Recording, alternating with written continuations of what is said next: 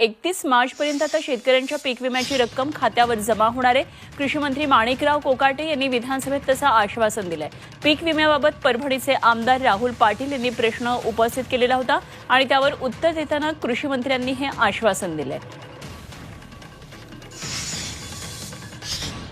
50,000 कोटी रुपये दिले जाते आणि शेतकऱ्याच्या हक्काचे पैसे शेतकरी रोज बोलतोय, आम्ही रोज तिथं आंदोलन करतोय आणि आपण आज नुसतं आकडेवारी ह्या सगळ्या सभागृहात वाचून दाखवता।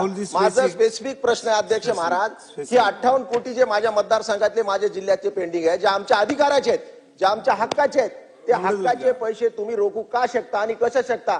ज्यावेळेस की यामध्ये नियमामध्ये आहे की 1 महिन्याच्या आत शासनानं आपलं प्रीमियमचे पैसे केंद्र शासनाकडे वर्ग करावे, अशा प्रकारचा नियम असताना सुद्धा हे नियम डावलून शेतकऱ्यावर अन्याय करण्याचा अधिकार या शासनानं कुणी दिलेला आहे?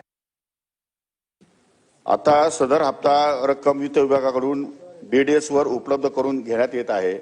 साधारण हे अधिवेशन बजेट अधिवेशन असल्यामुळे वित्त विभागाकडून फाईल अजून क्लिअर झाली नाही, पण एक 4-8 दिवसामध्ये मार्च एंडच्या आतमध्ये हे सगळे पैसे त्यांच्या खात्यावर वर्ग होतील। अध्यक्ष महोदय, 31 मार्चच्या आतमध्ये सगळे पैसे BDS वर उपलब्ध होतील।